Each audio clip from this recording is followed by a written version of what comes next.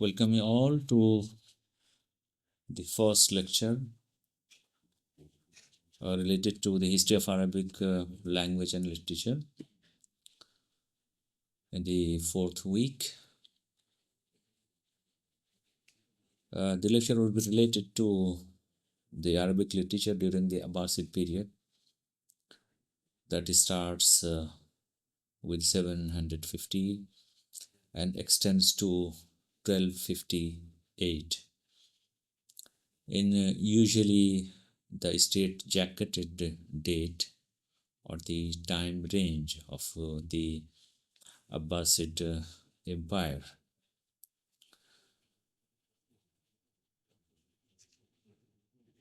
I said that is the usually believed time range because Abbasid Empire, Abbasid rule has been usually classified into two segments. The mainstream Abbasid segment that starts with 750 and extends to 1258, and another period, another phase, which was far from Baghdad after the carnage it fell prey to it during the Tatar invasion of Baghdad, the carnage carried out by Holako Khan and others. And after some time, the Khilafat, usually this word is used for the Umayyad Empire as well as for the Abbasid Empire, alongside its use for the Muslim rule in Spain, that is Andalusia. So sometimes in Arabic literatures, historical parlance is we don't differentiate between Khilafah and the state, the Khalifa and the ruler or the king. So at a later stage, when in the backdrop of the carnage in Baghdad, there was a sort of a shift of the authority of the Abbasid ruler to as far as Cairo, Al-Qahira, during the times of the Mamluks. So the Mamluks installed actually symbolically the Abbasid emperor as the symbolic head of the state.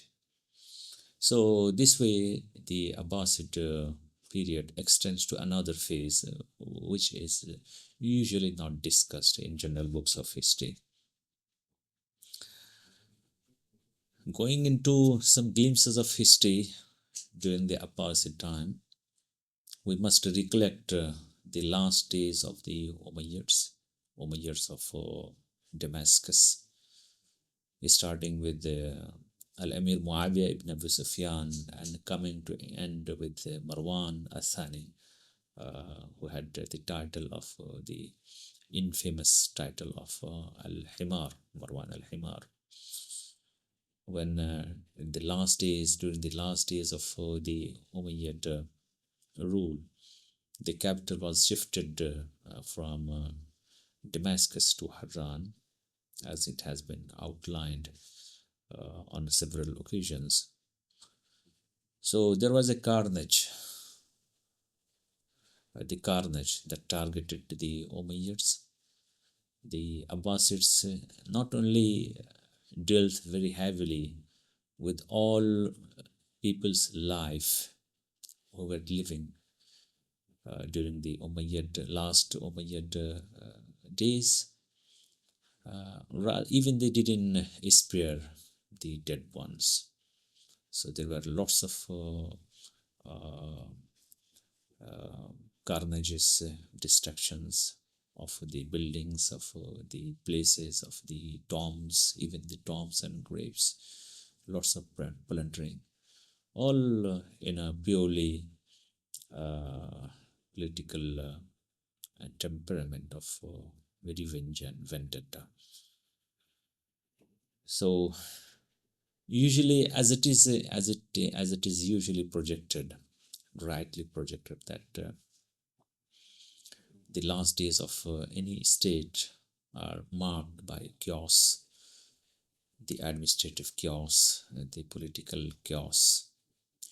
Uh, the political and administrative chaos lead to uh, other types of, or the facets of chaoses, targeting other segments of life, like the social life, the religious life, the cultural facets, etc.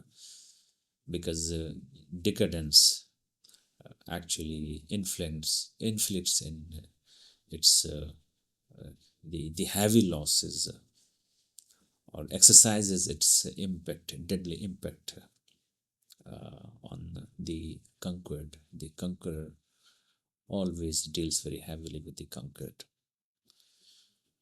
Then there was the Karbala episode, Hadisu Karbala, in which maltreatment, extremely maltreatment, was melted to the household of, to the persons belonging to household of Prophet Muhammad Sallallahu Alaihi Wasallam. The very house of Prophet Muhammad Sallallahu Alaihi Wasallam was desecrated, as uh, we know all the details as they are present in approximately all the histories of Islam, the religious history as well as the political history of Islam.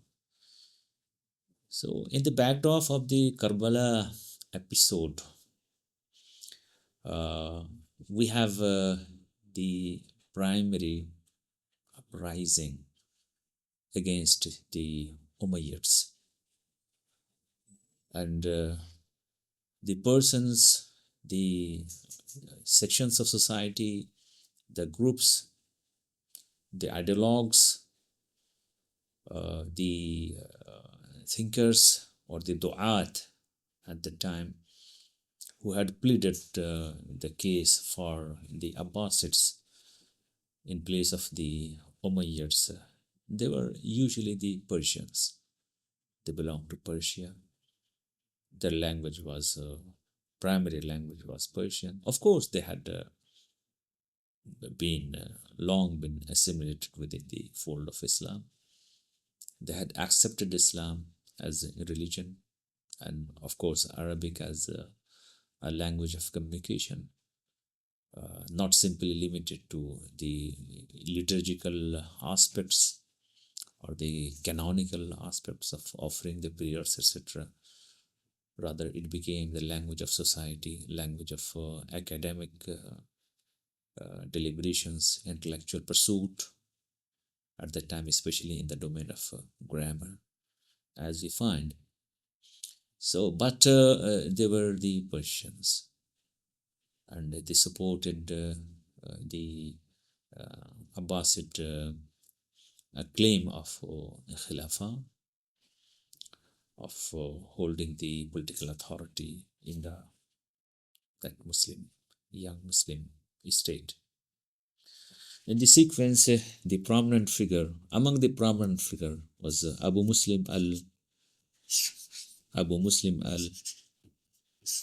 Khurasani, the great Khurasani general, who actually led the foundation of the Abbasid Empire. This way, there was a consolidation of political power after the distant integration of the Umayyads, amid lots of cacophony, chaotic situations. There was consolidation of powers. Although the Umayyads were not wiped out totally, they slipped, some of them slipped over to Andalusia and founded their state, which led to another empire, another section of the Umayyad empire in west, that is Andalusia. When Abdurrahman, who is known Adakhil, who is known as Saqaro Quraysh, the Falcon of Quraysh, managed to escape the carnage at home, and he fled to Andalusia via the Iberian, the Iberian Peninsula, of course, moving through the rough terrains uh, in the Afro Mediterranean coast and reaching ultimately to Andalusia. So, for it was for rightly as it is rightly conceived, it was far better. It was a plus point.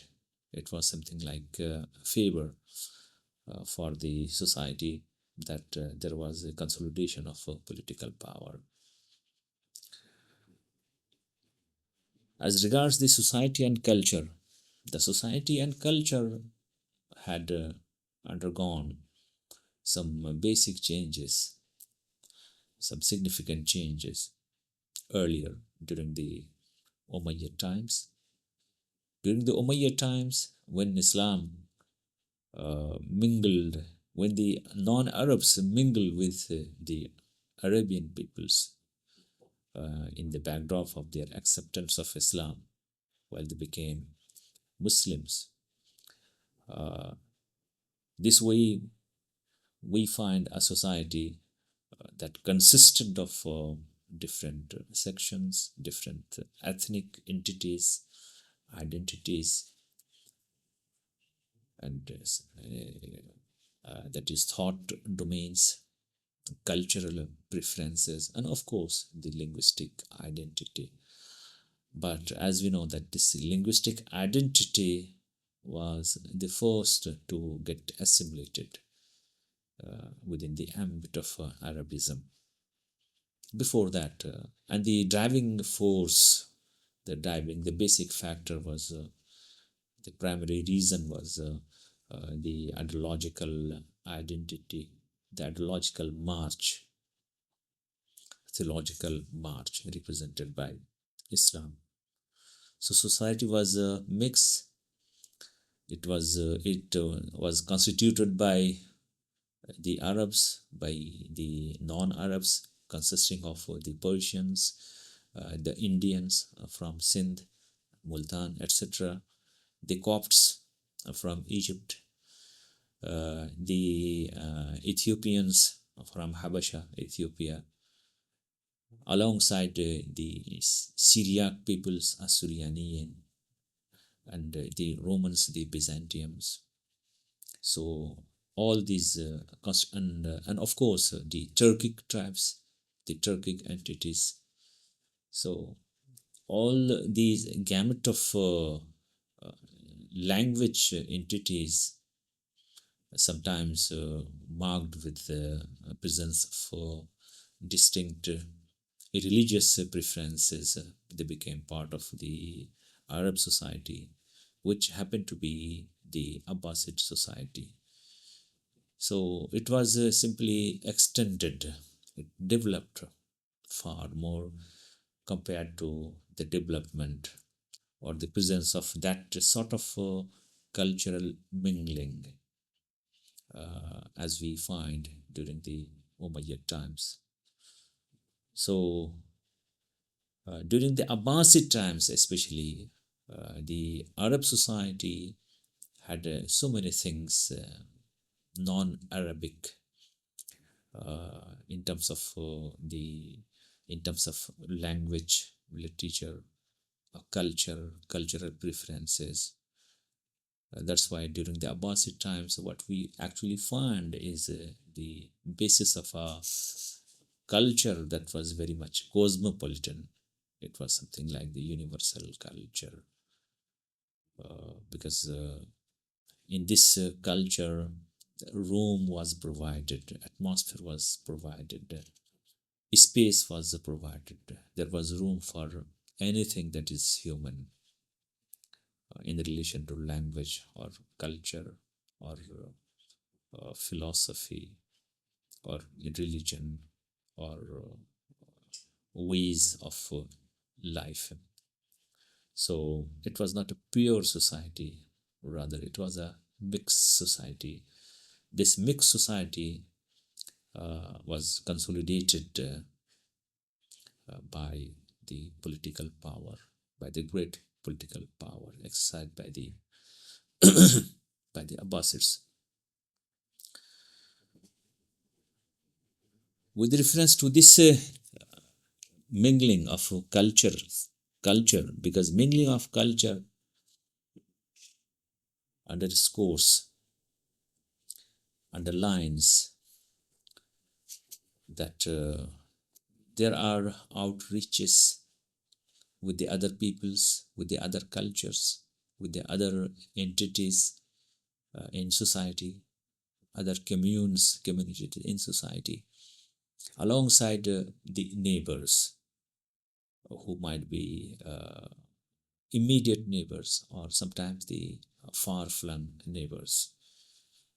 So, as we will be seeing that in the political, there was something, the political expansion of the Abbasids was like that. It has covered a large chunk of territory, geography in Transoxiana, in Persia, as well as Anatolia, the entire Arabian Peninsula, the entire Sinai, here Transoxiana, Persia, Anatolia, modern day Turkey, and extending to the Copts of Cairo, of Egypt, Al Aqbat, and later on extending to this Afro-Mediterranean coast, reaching up to Morocco, and then just jumping to Spain. So that was a huge geographical space that came under control of the Abbasids.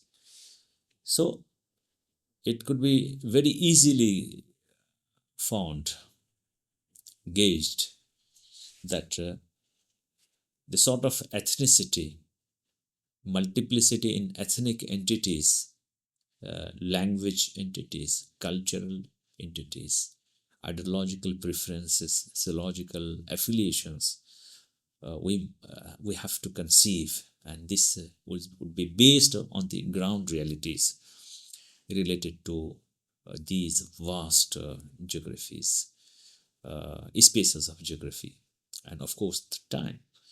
So we have the Sasanians, the fire worshippers. We have from India the Brahmanic peoples, the Vedic peoples, the Vedic ideology, the Vedic culture, the Vedic religion,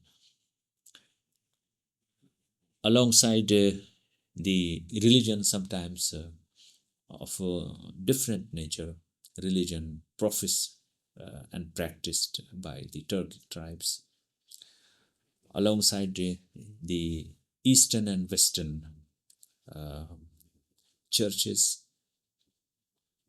We find under the Romans, the Roman Catholic Church, the Byzantium Church, the Coptic Church, etc. So different types of churches, different types of churches.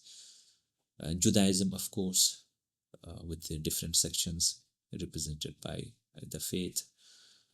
So, of course, we'll be finding that, and of course, here we'll be finding the Romans. Sometimes the Romans who remain on their ancient faith, and that is faith identity, religious characteristics. They professed, they insisted to maintain them for the posterity. Alongside different thought affiliations, cultural affiliations of the Visigothic peoples in Spain, So all these were the facets of cultural mingling we have referred to on many occasions. So that's vast empire, political empire, that vast expansion of the human identities, societal identities in relation to all these things: language, culture, religion, social preferences, value system, etc. This was consolidated by the Abbasids.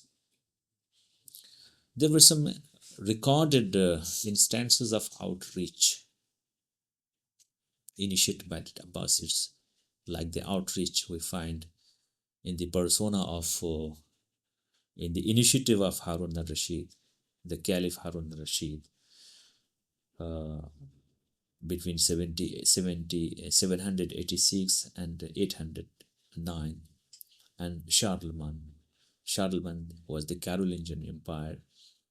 Uh, in terms of embassies, there were embassies between these two emperors, and there were exchanges of gifts. Some of glimpses of these embassies have been recorded, have been preserved in some of the best well-known portraits, artworks of Europe, alongside the annals of history, the records of history, books of history.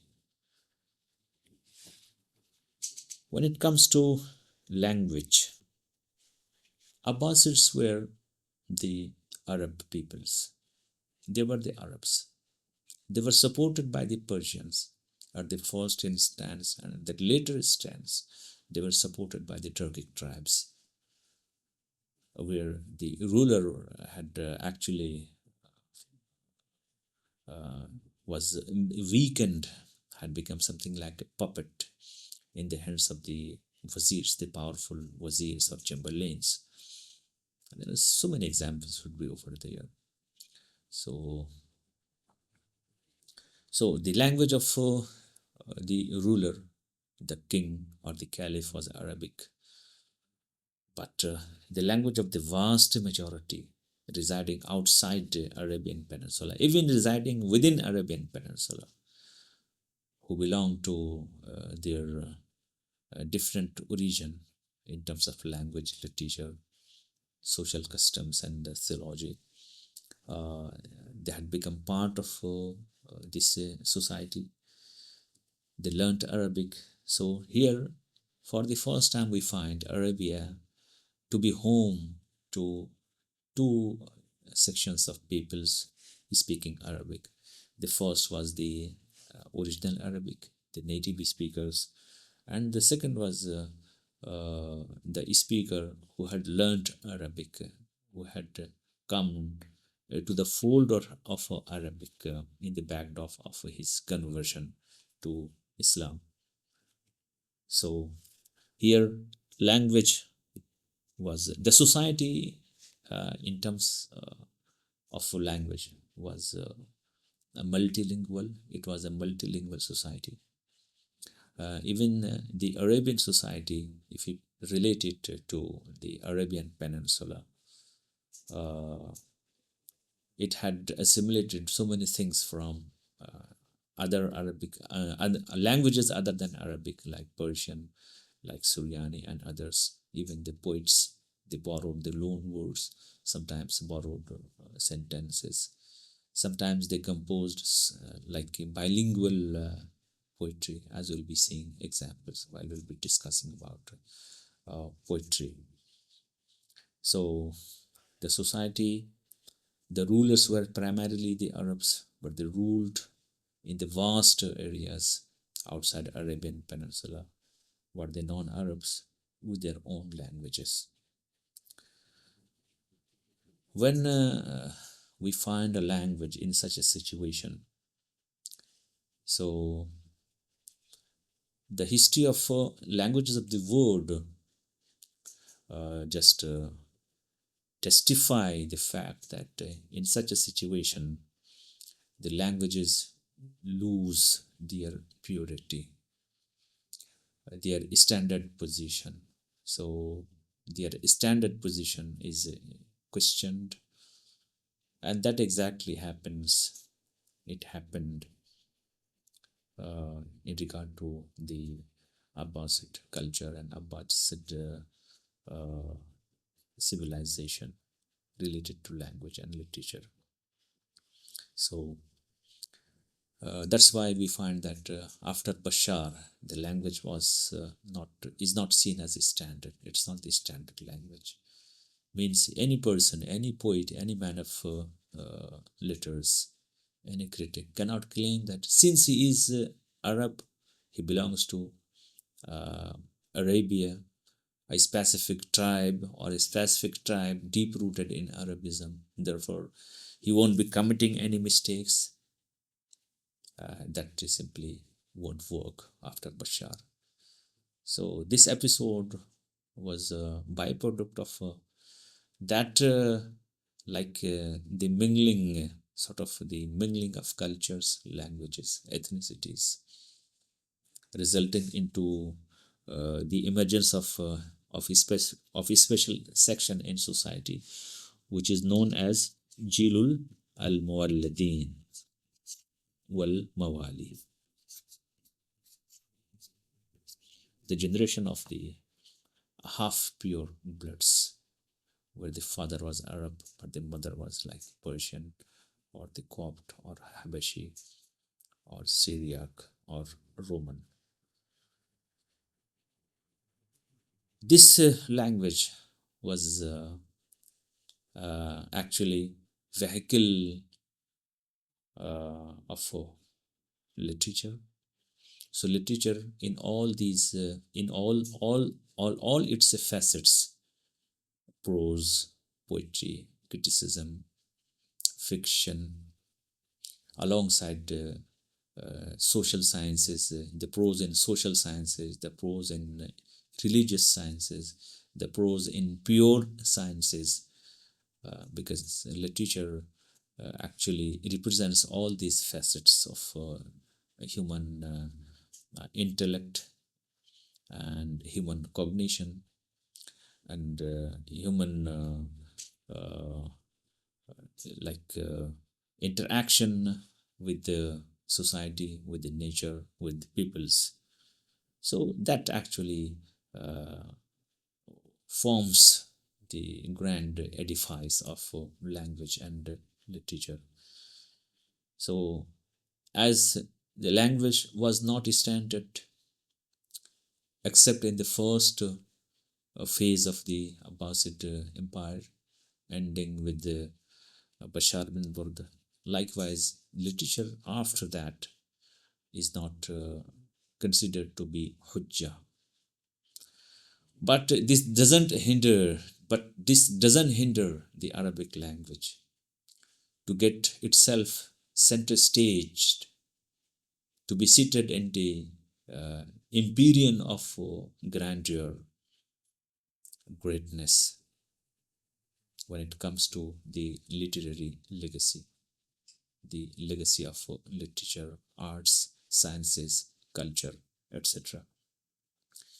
Because the Abbasid culture extended to centuries in the domain of time as a timeline or time frame, and situated in a vast space, geographical space, was powerful enough, was enabled, was gifted to produce generations of hundreds of men of letters, poets, writers, philosophers, scientists, mathematicians, and the atibba, the physicians, alongside the physicists, ulama tabi'a, the engineers, ulama al the astronomers, astrologers, and astronomers, astrophysicists of that time, of course, not of the present moment where we have the specific concept of aviation and journey to the space. But of course, we'll be having something like that, aviation or the concept of aviation, as we have with Abbas ibn Firnas in Umayyad, Spain. So, language, although it became weak at a literary stage, but again, it was full of grandeur. It was powerful enough. It was big enough to attract thousands of writers, poets to its mold, who composed fine lines of poetry and who produced thousands of volumes of literary discourse, literature, compendiums related to sciences, to natural sciences, to social sciences, to humanities, etc. during the Abbasid times as well as the times that followed the Abbasids. When there is such a mingling or outreach, means two cultures come into cross section, then there must be some facets in the domain of, and these I know one of these facets is represented by the translation movement. So during the Abbasid times, we have the translation movement, we have the translators, celebrated translators, sometimes under the banner of Baitul Hikmah. So it was institutionalized. There were the institutional efforts alongside individual efforts. We have generations of a large number of translators like Hunayn ibn Ishaq, Ishaq ibn Hunayn, Sabit bin Qarra, Hubaysh al-Asam, Bakhtishu ibn Jibril, Jibril bin Bakhtishu, etc., who had played very significant role in rendering the Greek legacy, the Byzantium legacy, the Syriac legacy of Greek wisdom and philosophy and sciences alongside other peoples of primarily Persian origin, like Abdullah ibn al-Muqaffa and others who had translated the Indian legacy, some segments of Indian heritage, like Kalila wa Dimna, and even Hazar Afsana, that is the Arabian Nights, which has partly its origins in Kalila wa Dimna, and some other Indian fables as we know. So there were the translation from Greek to Arabic, from Syriac to Arabic, from Sanskrit to Arabic, from Habashi and Coptic, sometimes the Coptic languages, into Arabic. And these translations are well recorded by historians. I have also written on this subject, that is how the culture of the neighbors, the Indians, the Persians, the Greeks, the Copts, the Syriac, were assimilated to the fold of Arab culture during the Abbasid times, as well as some other stages of history, and how at a later stage this legacy was translated again from Arabic, that is from translation into Western languages like Latin and some of the modern European languages, chiefly Latin, because Latin was the official language. It was Latinity was the foremost characteristic of Europe during the Middle Ages. I have dealt with this topic in my book, that is the Arab legacy of Latin Europe, alongside other book, and like the Arab Romance, which deals with the that sort of interaction, practical interaction between Islamic literature, Arabic literature, poetry, and the troubadours, the troubadour tradition of Europe. So we have the translation phenomenon alongside the scientists, hundreds and thousands of books, sometimes thousands of books related to sciences, proper sciences like physics and chemistry and biology and mechanics, engineering, etc., botany, etc. This actually forms a, a legacy of full grandeur uh, that characterizes the Abbasids.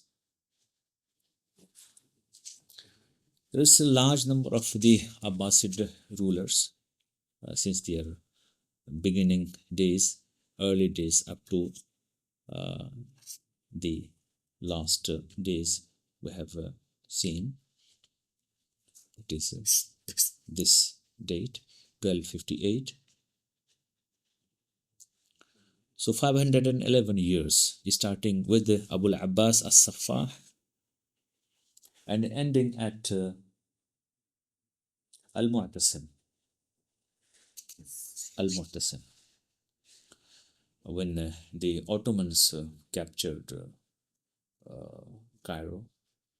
So with this, the curtains were folded on the Abbasid Empire of that time. Here we will be coming to a conclusion for this lecture, followed by another lecture about the Abbasid legacy, Abbasid political, societal structure, their contributions, and what remains from about them from the wombs of history, what we can recollect, extract from the wombs of history. Thank you very much.